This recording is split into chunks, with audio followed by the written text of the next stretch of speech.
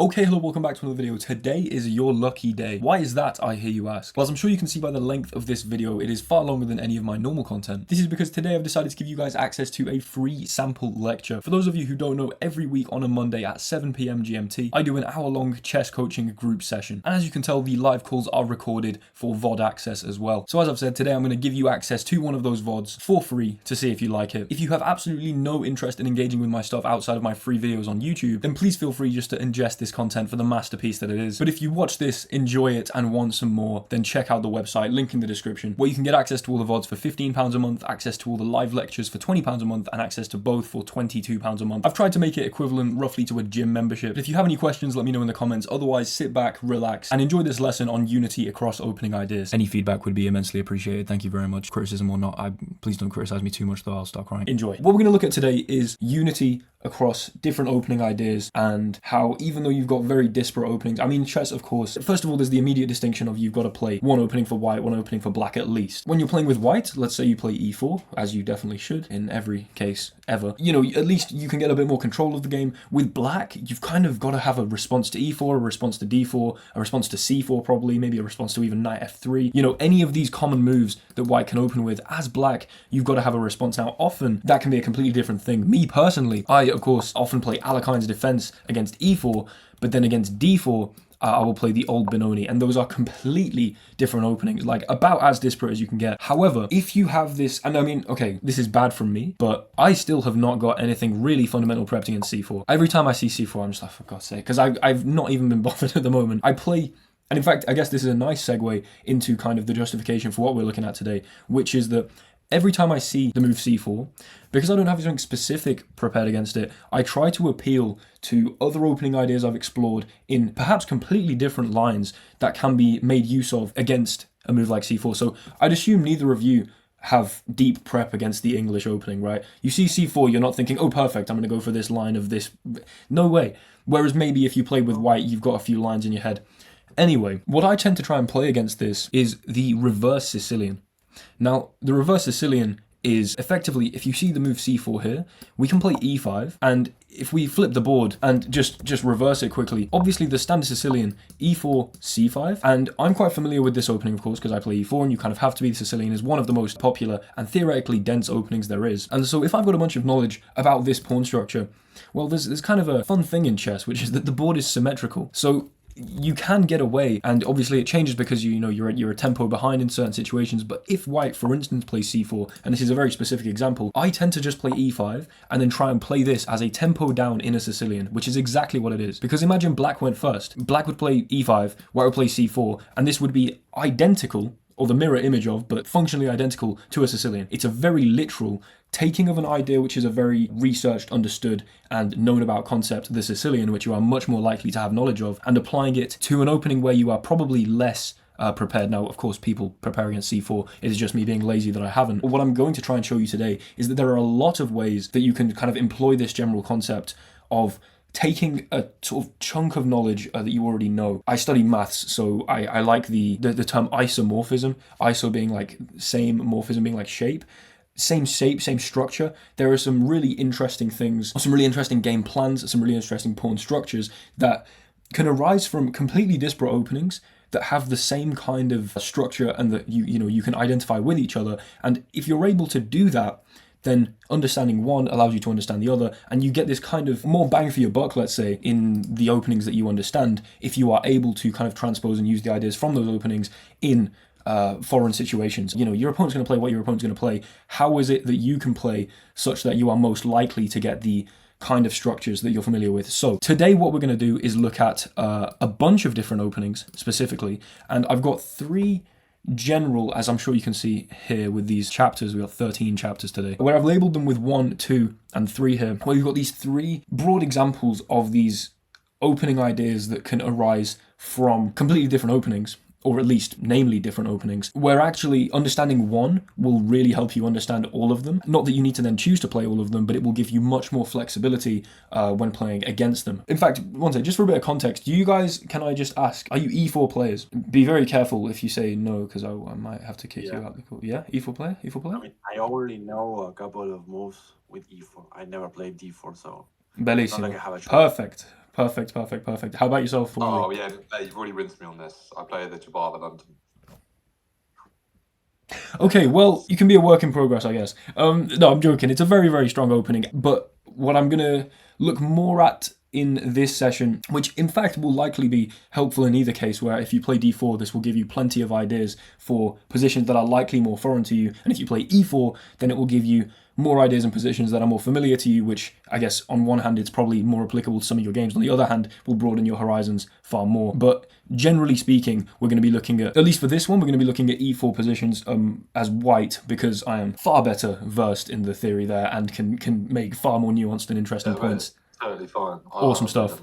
Awesome stuff. Perfect. Yeah, the first we're going to look at, and this is kind of almost a setup, and I'm a little bit of a hypocrite in the fact that I love this so much because, you know, my main stand against things like the London system. The fact that the London system, you can just play d4, bishop f4, like e3, c3, knight d2, bishop d3, knight here.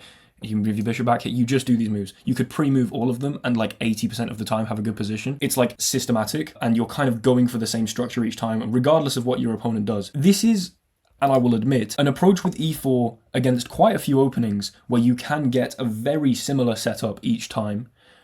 If you've watched my videos, then you will probably recognize this, but maybe have not been able to kind of put a name to it or really replicate it so easily because you didn't understand it so well. This is something generally known as the Yugoslav attack setup. I think in literature I've seen it's referred to as that. Otherwise, it is just a good configuration of pieces that naturally arises when playing e4 against, and as you can see here, the Scotch, the Philidor, the Sicilian, and even we can then take this general structure which we're about to look at and apply it to when we're playing with black. We're going to show a Scotch just because it's my personal favorite opening, and it's a very fundamental opening, 2 pawns in the center, and I'm sure you've seen in a position like this. Let me just get to the end position just for the aesthetic. I'm sure you've seen this before. You might not recognize it immediately, but it's something that I play quite a lot with the knights here, the bishop on e3, the queen on d2, and castling queenside. Now, this bishop on e2 tends to be a little more flexible. You know, we can be looking over here. We can maybe be on c4 looking over here.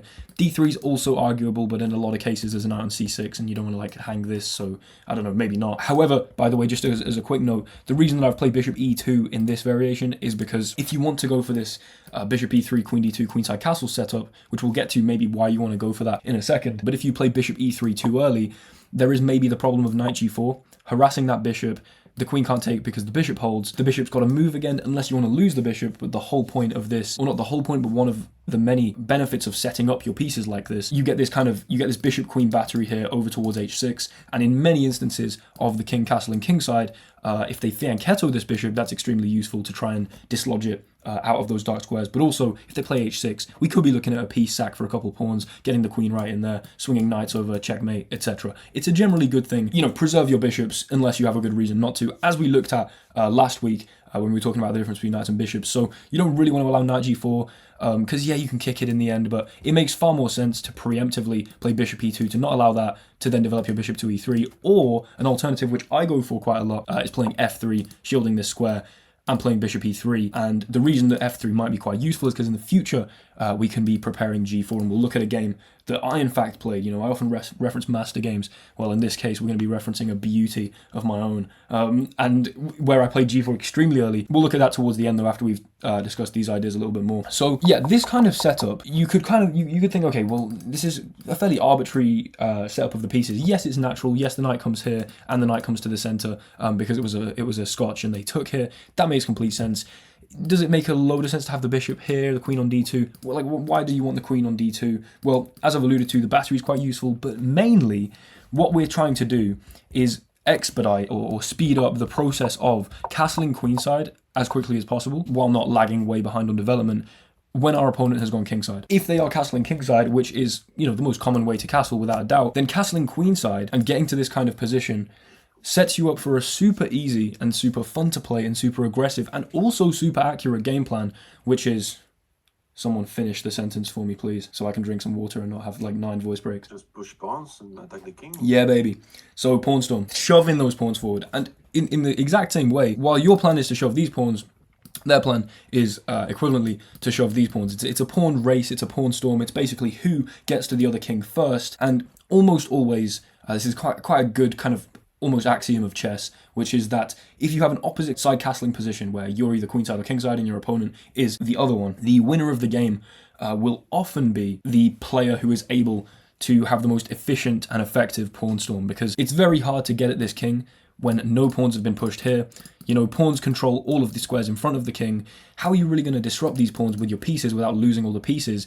You disrupt the pawns with the pawns. Then you open files, then the pieces get at the king. Generally is kind of a good overarching game plan concept. And my point is that because I've played this kind of setup quite regularly, and I have castled queenside more than my fair share of times, just because I want to get an opposite side castling position such that I am in a position where I understand the ideas of going for this kind of kingside pawn storm very quickly, and I'm familiar with the setup of our opponents trying to probably play a6, b5, c5, understanding then that actually the move c5 often weakens the d5 square, and that if I can dislodge this knight, I can put my knight on d5, look at this bishop, maybe open the file, maybe get the rook here, this knight could come in with checks, pins, blah, blah, blah. All of these ideas are not learned by studying, but learned by consistently playing in openings with the same structure and the same plan and the same general idea. So if I get into this position, as I've kind of justified through some vague hand-waving, but hopefully you can believe me that I'm well-versed in this kind of position, I'm feeling happy. The question is then, okay, but, you know, how often are you going to get into this position? They have to play a scotch. You know, every move you go deep into a position that is non-forced or non-kind of implicitly forced, it's another chance for your opponent to diverge from the ideal theory that you want to play. Now, often you do get this kind of position, but it'll be something like 5% of the time in the scotch, or even less. So I want to maximize the amount of times that positions that I feel comfortable in arise. And if I have to rely on my opponent playing a specific sequence of moves to get there, that's not ideal, because that becomes very unlikely. So how can I play a Philidor, for instance, when I play e4 and my opponent plays e5, and then instead of knight c6 and I can play a scotch, if they play a Philidor, well, this is a different opening. But if you'll notice back when we played the scotch, you know, eventually our opponent did play d6. And so you've got this idea of transposition where actually we could reach the same position from the Philidor if we go for the same kind of game plan, which is playing d4. We're playing kind of similar moves. And after takes, knight here, bishop here, castles, we go here. You know, the same idea of preventing the knight from coming into g4, which I have picked up from looking at the scotch, but because the structure is the same and because I'm going for a familiar setup of pieces, I'm picking up that idea here, and bishop e2 is one of the strongest moves. They go a6 trying to start their pawn storm, they swing the knight out because they don't want to maybe take and allow some doubling of pawns. Who knows, it's a good move. We castle, and we've got the exact same setup against a king castle kingside, a bishop on e7, a pawn on d6. There are very slight changes. We have the knight here. If we look back in the position with the scotch, and go to the end, you know, instead of being on this square, the knight's here, and instead of being on a6, the pawn's back here. This is basically the same position, and could very easily become exactly the same position if our opponent decides to put their knight here. The point is, can be a very similar position arising from a different opening. If we look at another one, I need to speed through these examples, the Sicilian, you know, it may be kind of easier to see that the Philidor, because, okay, they're going to play d6 at some point in the scotch maybe, and if they do, then, you know, it's going to be kind of structurally familiar to a Philidor, and in that sense you can have a similar approach to both of those openings, which kind of increases the efficiency of the learning you do in one of the openings because it can apply across the board. A Sicilian is less obvious that this could be similar, but if we look at knight f3 and we go for this kind of d4 break in the center again, this open Sicilian, super classical stuff, and if they go for a fianchetto here, they're not playing d6 immediately. They're going for a fianchetto. This isn't an idea that we saw in either of the other openings. We develop our knight. We go bishop e3 to stabilize the knight here. The knight comes in. I play bishop e2 because I don't want to see knight g4, because that is, again, a problem potentially after d6. I mean, immediately I could play, like, it's not like they're immediately threatening knight g4, but if we consider that we might want to play queen d2, especially in this scenario, to really get that battery, as I mentioned earlier, towards h6, then queen d2, knight g4 might be a problem, harassing this, attacking this twice. You know, it's not looking amazing. So we play bishop e2 again, queen d2, they play d6 eventually, because d6 is a move that is often played in this is like a Sicilian dragon, right? Because they fianchettoed this bishop, and you don't want to play e6, it weakens the f6 square, but you want to let this bishop develop, etc. d6 is a great move, and all of a sudden we're in basically the exact same position for white, but against a Sicilian. Now, there are absolutely differences here. There are absolutely differences. If we do the quick swap, here, like, it's almost completely different. Like, the bishop's on e7 instead of being on g6 with the pawn being fianchettoed here. If we switch back to the Sicilian, they haven't played a6, they don't have a c pawn, the knight's not here. Like, there are a bunch of these little differences that are completely non-trivial, and that is where the the difference in the game is going to lie in these little differences, and in interpreting that in the right way with the ideas we've talked about in past weeks. You know, the pawn structure is completely different here, but we can still go for this general setup, and guess what our game plan is here? In a different opening, like, it's not that hard to find out that our game plan is probably going to be shove these pawns at this king, especially this position. That's going to be a good idea because of what's known as a hook here on g6, pawn pushed in front of the enemy king. That's going to allow us to force some tension to open up a rook, or if they push past, we can obviously take. We can disrupt this more. You know, the general entropy of the king side has been increased. So we've got these same ideas: Scotch, Philidor, Sicilian. Fine. Again, you might think this is a bit contrived because they're playing d6 here. Let me switch it completely. Let's play as black. Let's play as black against c4, against the English. An opening where when I see it, I'm just like, oh fuck. I'm just upset. Because what the, why? Why are you playing c4? Just play d4 and then c4 if you really want to. Because a lot of people play c4 first to just then play d4, which doesn't allow me to play my old Benoni, which makes me extremely angry. But knight f6 here, because I do want to give them the chance to play d4, because my goal opening is the Benko gambit, which is fun. So there's often move order choices that can allow you.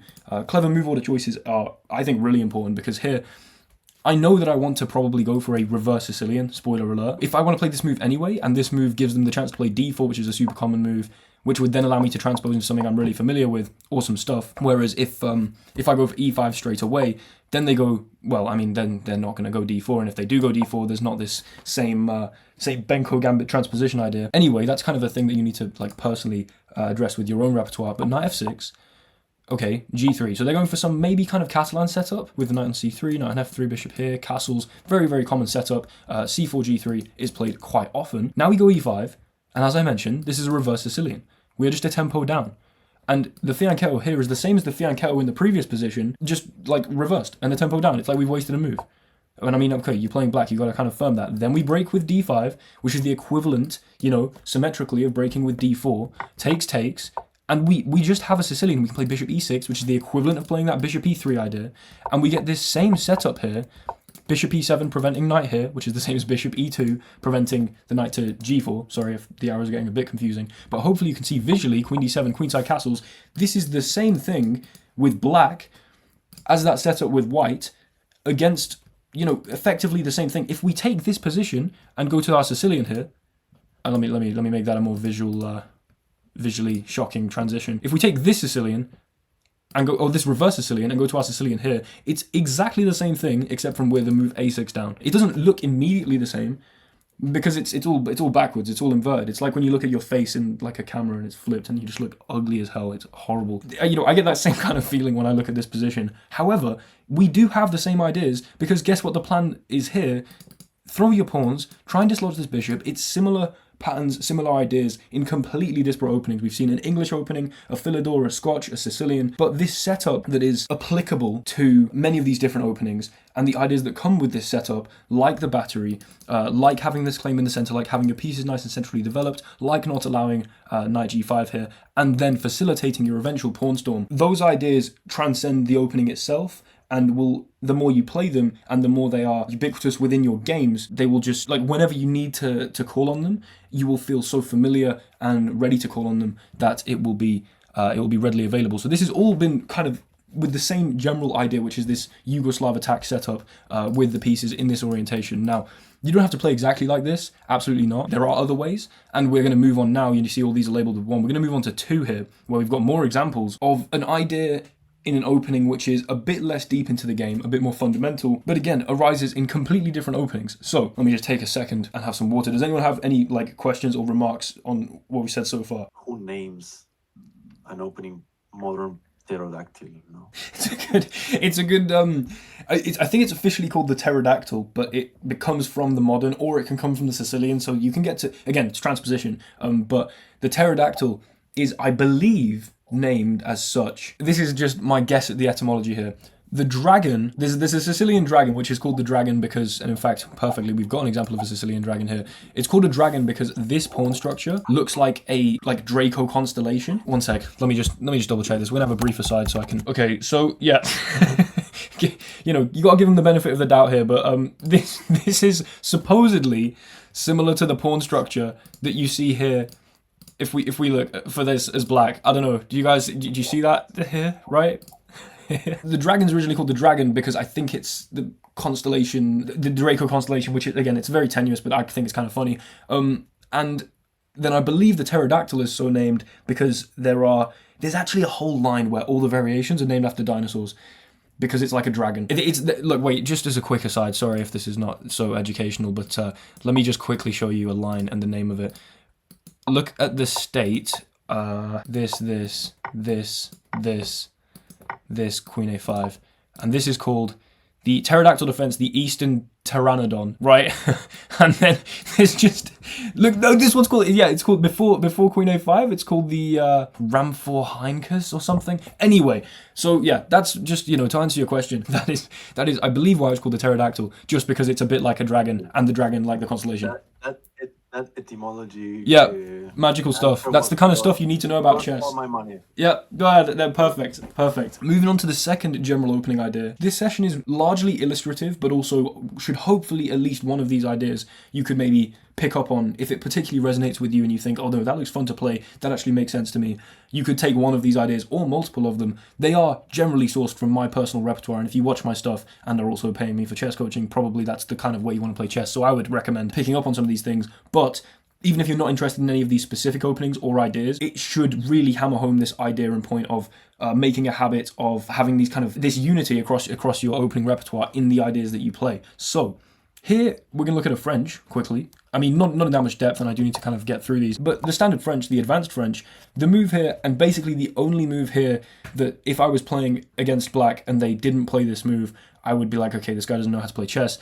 C5 is by far the most practical and best attempt of playing an advanced French. It is kind of necessary to do this. If you play knight c6 here, I mean, we can have a quick glance at the evaluation that goes from 0.2 to like 0.7. Like an engine could get away with this. Maybe masters could get away with this, but the whole idea of this opening is that you want to break and try and to use the c-pawn to undermine the center that your opponent has pushed forward and got. Because if they have a space advantage and you just sit there and like let them have a space advantage, you're going to just have generally less room to develop your pieces. If you take, generally speaking, a horrific idea because the bishop can very naturally recapture. This pawn has then been kind of overextended and then isolated a little bit. Yes, there's f4, but f4 comes at a cost of weakening this diagonal where you've just helped guide this bishop. You could play a6, bishop a7, and that could just live there forever until you kind of weirdly play queen e2, bishop here, trade it off. It doesn't look amazing, and also at some point there might be f6, and then you could get into a position where you really do have an isolated pawn that is just a way of me just putting a bunch of pressure on one thing with my pieces. So generally they don't take, and the best move here, or the one of the classical moves in the Paulson attack, as it's called, is c3, because if you take, they want to be able to take here. They want to leave this structure nice and I guess solid or structurally integral. And then in this line we see, okay, knight here, we are putting pressure on this d-pawn, knight here defending the d-pawn, queen here putting more pressure on the d-pawn, and you can see that this line, which is theory, which you might be familiar with, is all about mounting pressure on that d-pawn, and then eventually at some point, I think a3 is actually the best move here to go for b4, but eventually at some point you'll see takes, and this backwards pawn fixed here with a bunch of pressure on it, and that's kind of how black's going to try to play, against a backwards pawn with a bunch of pressure on it. Now, that idea has arisen from c5, or breaking with the c-pawn, and as we'll see, that idea is not just a French idea. I'm sure you guys know, and it pains me to have to go through this, but that idea also arises in the Caro-Kann, a very functionally similar opening, because often you're going to play e6. This is the same pawn structure, but you've kind of just got your bishop out first, so some argue it's a better French because you don't have the classic terrible French bishop, which is just sad under the light squared pawn chain here. And then eventually, after a line like this, you're going to play c5, try and undermine this. And similarly, I'd imagine, although I'm not familiar with this, because if I was familiar with Caro-Kann theory, it would break my heart. But similarly, rather, c3 probably makes sense. Knight here probably makes sense. Castles, queen b6, like this all still probably makes sense, putting a bunch of pressure on this pawn, and eventually kind of trying to maybe go knight e7 and knight f5, putting pressure on a backwards pawn, isolate that there, and have a good time. Again, the French and the Caro-Kann being similar things, that's not news to anyone. However, it's still two different openings and still very similar ideas. Let's look at a line in Alekhine's defense, right? Earlier I referenced this as this is extremely different to basically every other opening, because what the hell is wrong with you for playing this opening? I play this opening, by the way. You can end up in a position like this where you just move your knight like 5,000 times and just make no progress. The point is, obviously, that we've talked about before, white kind of overextends their position, and then the pawns become weak. It's an interesting way to play chess, but even here, one of the most popular moves, if we open the database here, there's e5, but the next most popular move is knight c3, to which the most popular move is d5, and then you've kind of got two choices for white here. Either they take, and play a Scandinavian, basically, with e4 and d5, and again, this is an option which I didn't even think to bring up, but a Scandinavian being with e4 and d5. If you look at this position, you've got e4, d5, the take has happened. Oh, spoiler. The take has happened, and, you know, if we see knight takes here, this is just is it some modern Scandinavian? Forget the exact name, but it's a Scandinavian. Yes, mate. Quick question, mate. So I play the Scandians black. It's like the only defense I know is Okay. is black. Like the Scandian and Jabbar London have got me to like 1,300 on chess.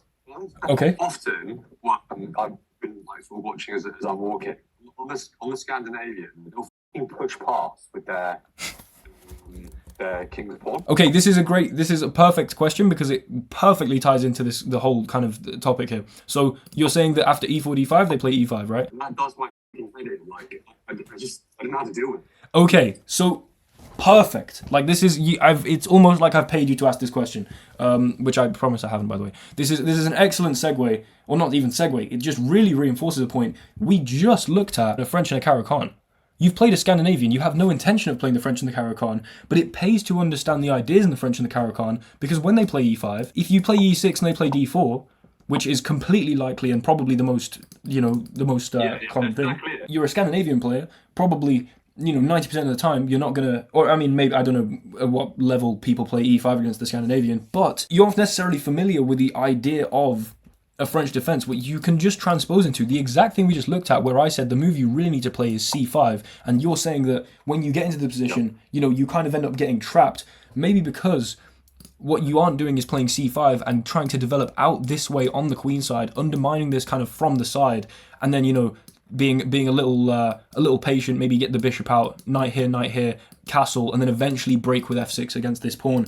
Like, that kind of game plan is something that is bread and butter to anyone who plays a French, or really a Caro-Kann, I'll have to admit. In a Scandinavian, you've got to kind of understand that this transposes into a French, and then recognize that, oh, this is a French, and then you consider it like a French. Now, if you have no knowledge about the French, it's kind of hard to make that, have that like epiphany. But knowing a little bit about the general plan of a French, as we've just gone through, so I mean, just in your personal case, a quick recommendation is go for e6, d4, and then play c5. If they don't take the pawn, it's literally just a case of. When you said backwards pawn earlier, what do you mean by backwards pawn? One sec, let me bring up a visual to actually explain this a little more precisely. It's a pawn that is fixed behind either of its neighbouring pawns. It's kind of a spectrum, and we've looked at this before in previous weeks. This is definitely a helpful recap, even if you two have heard some of this stuff anyway. A backwards pawn is, you have pawns in the adjacent files, either, and this is a perfect example because it demonstrates either case, you either don't have a pawn in the file, or the pawn that you have in the file has been pushed past it. Now, if in that case, there is no pawn that can ever defend this pawn, or no pawn that can immediately defend this pawn. Being a backwards pawn is almost on a bit of a spectrum. There are levels to which a pawn is backwards. Here is a very backwards pawn because it is fixed. Like, there is no way that you are ever pushing this pawn twice such that it's defended by another pawn. So a backwards pawn being kind of like left behind by its comrades in the pawn ranks. And so, structurally speaking, it's extremely weak because, if you defend, like, there's no way you're taking this pawn. Like, you can mount as much pressure as you want on this pawn, unless you do it with another pawn, you're not going to take it. But because it's very held, and they could even maybe play f4. But this pawn, bunch of pressure here, they're going to have to kind of use up their pieces and their potentially attacking material to kind of defend this one pawn. And often if a backwards pawn falls, especially in this kind of case, if this pawn falls, this is going to be a passed pawn eventually, which can have implications in the endgame. Right, let me speed on through. In this situation, we see Alekhine's defense. If they push past, drop back with the knight, here, e6, and guess what? It's c5 again. It's the same kind of idea. This is actually a Steinitz French to transposition with the knight here. And, if takes, you could even take with the knight if you want, maybe, you get an interesting knight here. Again, it's another way for this idea to arise. And the modern pterodactyl, in fact, the opening that I I've already kind of shown you. In this position, you know, this seems like completely, this is a Sicilian. What the hell's going on? It's an Alpine Sicilian. Takes in d5, and if they push past, then eventually what happens is e6, and you get this same kind of structure here, but you'll notice that the whole c5 thing happened a bit earlier. It happened here, and so the sort of takes that might have happened in the French we were looking at has happened a bit earlier, but then we transpose into that kind of pawn structure in the center, and therefore the idea is, as before we had to play c5 to create this weakness here as a backwards pawn, well now the idea is, this is a backwards pawn, let's mount pressure on it, develop the knight there, we can castle, we can trade this off and put the knight here, you know, there's pressure here, we can play queen b6, go after these, exactly the same kind of ideas, completely different opening. And also just, you know, because I did it for the other one where we looked at, okay, those were all from black's perspective, as white, and this is kind of a fun example, you can go for the very classical example of playing like, you know, the Queen's Gambit. This is the same kind of thing of playing c4, you're pushing your c pawn to undermine the d pawn. You're not necessarily going for the same idea of like trying to play some kind of reverse French setup, but absolutely, I mean, you know, it's not unreasonable to assume, I don't know much d4 theory, but I think probably this kind of setup makes some sense, and maybe queen b3 makes sense at a certain point, and it's a similar idea, but the more enjoyable example is the grob. You know, there are 20 possible opening moves. There are 16 possible moves with the pawns. There are 2 each with the knights making you know, with 2 knights making 20. This is arguably the worst one, and so, you know, has meme potential right there. It's also called the grob after I think a guy called Henry Grob. What a name. You know, how on earth in the worst opening, the opening that is actually a joke, I mean, it's very hard to argue that g4 is not one of the worst moves. f3 might be a bit worse, but actually, maybe it's less committal. g4, terrible. How the hell am I about to tell you that actually the idea that we just looked at in a very solid, advanced French setup could even slightly arise here? Well, okay, the best response, or one of the best responses, is to put the pawn in the center, you know, d5, open up the bishop to take this pawn, because why the hell have you just put a pawn there? Fianchetto, bishop takes the pawn, and c4 now. And this idea of c4 undermining this d-pawn, I mean, immediately it's kind of tactically works because of the problem on b7, and this is kind of a trap. I think it's called the Fritz Gambit in the Grob. If you fall for it, you have to be some kind of moron, although actually, you know, I've definitely fallen for it in the past. But here after c6, the best move is queen b3. And you see the same idea arising of playing c5, queen b6 to put pressure on the d-pawn that we looked at in the Caro-Kann, in the French. It just makes me sad to say those words. Anyway, the same idea is arising, putting pressure on the d-pawn in a meme opening. But it is the best stuff. And like, I sometimes play this. I can actually get away with beating a lot of people with the grob. Because you know what? This is a pretty decent idea. And you're still putting pressure on this weird square. And actually a lot of people play, I think, is queen b6. We'll look at the quick... Oh, not that. We'll look at the database quickly. And if we look at Lee Chess... Literally most common move. Oh yes, I love it when I'm correct about things that I'm guessing about. Queen b6, because they don't want to lose this. Then you could take, and you've completely, you know, undermined the strength of this pawn. You've isolated and doubled these pawns. You could take this. White's actually going to be probably better here. They might not even need to castle because they haven't made any commitment to the center. Completely different opening. And I'm not, you know, encouraging any of you to play this, but c4, queen b3, similar idea. Those were all that I've classified as 2. And 3 is just another one just to illustrate something completely different, a bit freaky. The King's Indian defense and the King's Indian attack, where, okay, this is an idea that doesn't apply so readily to many other openings, especially positions I get because I like to go for opposite side castling positions. Generally speaking, this is a same side castling position where we have this approach of fianchettoing the bishop and going for a very standard setup, which actually was very, you know, reminiscent of our Sicilian. If we had the pawn on c4, had seen takes, this would be just a Sicilian. Even though it started with d4, knight f6, it was like an Indian game, like, okay, fine. But again, noticing the transpositions, a lot of people, sorry, let me just a brief aside, people make fun of chess who don't play chess out of being like, oh yeah, me when my opponent plays the, like, microwave gambit from, like, 1842, like, it's some...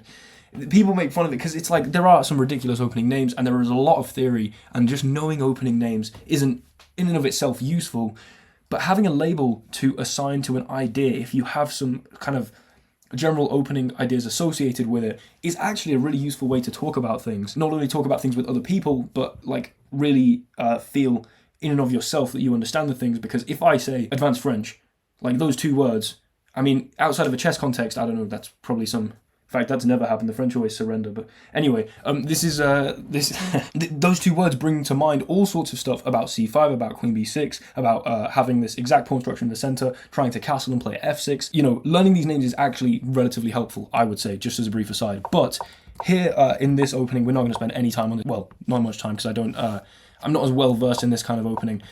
But here, the idea is to push all the pawns on your king side. Maybe you've seen it before, and in fact, it is relatively similar. If we look at this here, this structure is almost like the French. Whoa, spoilers! This structure is almost like the advanced French structure, but it's the other way around. The advanced French structure is this way, if you can recall. I mean, let me just get it up so you can kind of get a visual sense for that. Here, whoa, okay, we went a bit deep on that one. Here, we've got the structure like this.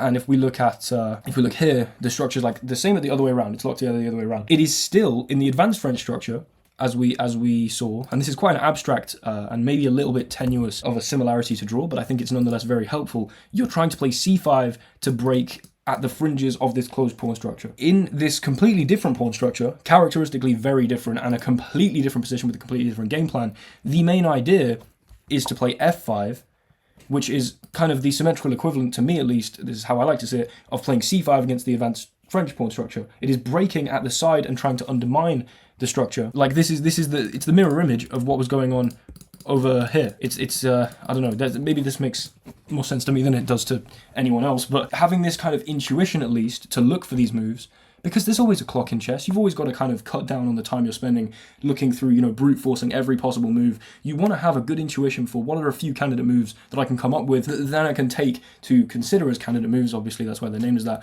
To then actually calculate to justify which one I should play. That intuition can stem from even an understanding of a completely different opening, and then here they push past, and the whole idea is you go basically for this massive pawn storm, even though you're not castled queenside. You know, if you castle queenside, this is the same plan as we looked at before with the opposite side castling position. This is just a King's Indian, and you can get away with some really freaky stuff. I mean, I think like knight g6 and knight here, and you swing your knights over, and you're trying to play for g4, which is, again, I think this is useful. Look at the structure that we looked at justifying the f4 is the best move here, where we've got these pawns locked together like this, and we're trying to play f5. If we go forward a few moves, the idea now, if we consider it sort of translated up one, we've got the same structure, and our idea is to try and play g4. Breaking around the edge, it's a kind of transcendental idea of just one opening. It is an intuition that you should have and take into many of your games. So this is just an example, and I mean, of course, the King's Indian attack is very similar, but just with white, where in fact there's a line here where you're going for the same ideas. You're going for potentially h3, g4. You're going for e5, f4, eventually expanding this way, but there's a line here with d4, and then all of a sudden you're looking at this and you're thinking, wait a second, this looks very familiar. There's a pawn here, we've got this locked up, my knight's attacking this, we can kick the bishop again, and put our knight out here. And this should remind you, as we stare at this pawn excitedly and greedily, this should remind you of the position that we looked at in the modern pterodactyl, almost exactly. Look, that was almost like just everything just changed colours, but everything stayed in the same place. Look at the knights and the pawns. Bang! It's the same kind of structure, the same kind of thing. And so the move, using that kind of understanding to justify the approach of playing knight c4 here, lets you find the move knight c4, which is the best move in this position, I believe, or at least one of the best moves. So yeah, we're not going to delve too deep into the King's Indian attack. I just wanted to end this with, two examples from a great chess player that I'm personally quite familiar with.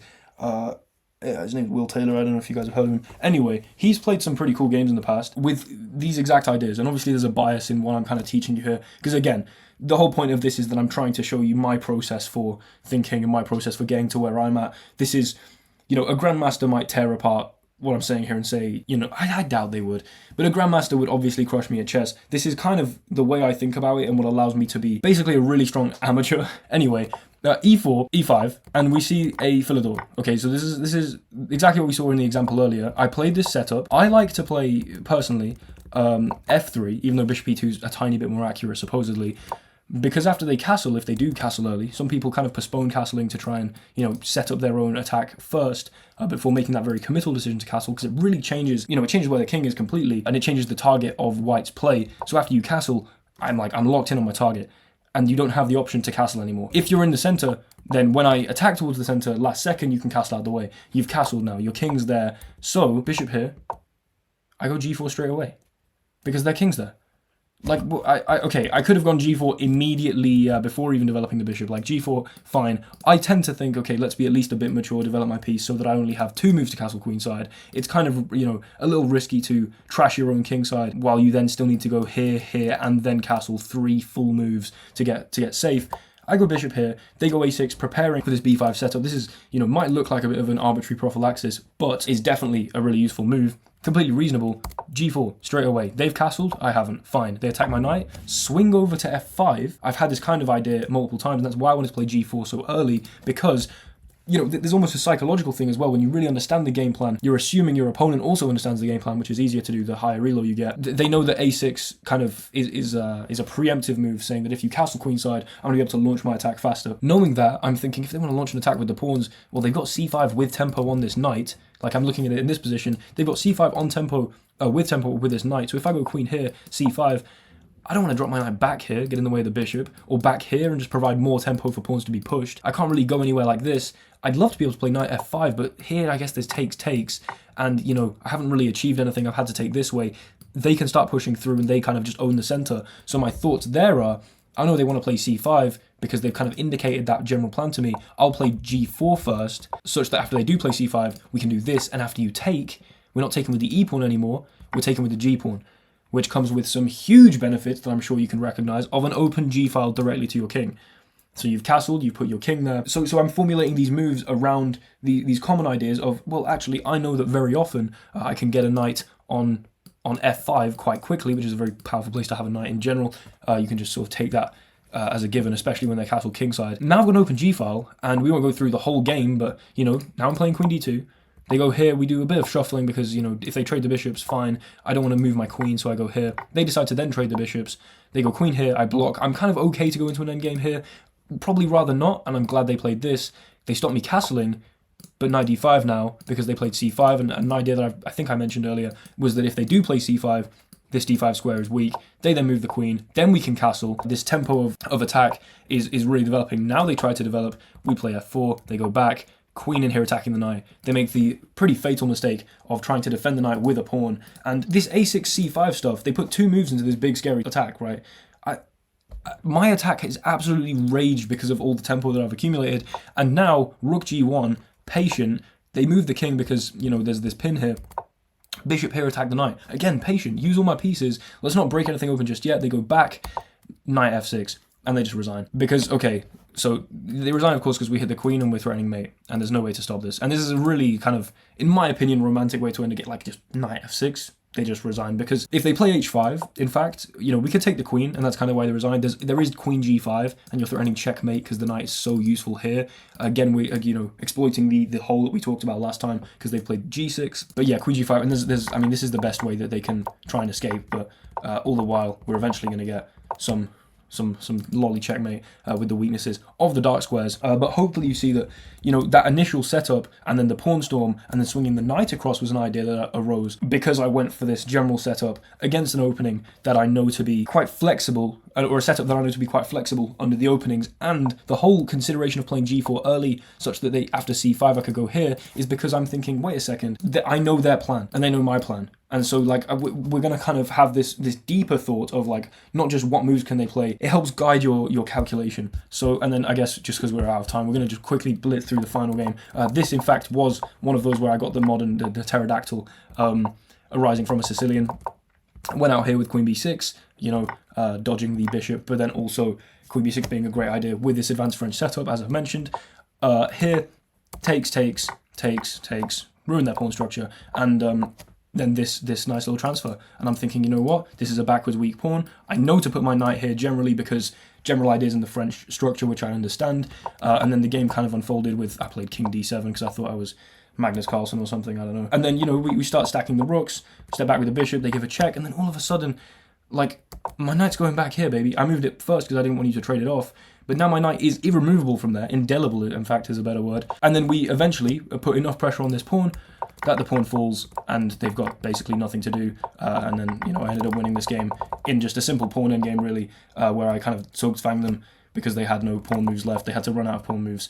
And then, yeah, this is a fairly winning king and pawn endgame. But, again, just as a quick general hand-wavy example of putting the knight on f5, understanding the weakness of d4, even in an opening where, you know, I'm appealing to advanced French defense ideas in an opening which is a pterodactyl. Like, what the hell is a pterodactyl? Anyway, thanks so much, guys. This was hopefully useful and generally, yeah, good stuff. Okay, thanks so much for watching. If you just made it 45 minutes through me waffling about chess, chances are you might enjoy the weekly sessions we do. If that is the case, check out the website. Feel free to ask me any questions in the comments, and I'd really appreciate if you consider signing up. Regardless though, your support, if you are still watching this video, is extremely appreciated. Thanks so much for watching. Hopefully you enjoyed anyway, and I'll see you soon for some more normal content. Goodbye.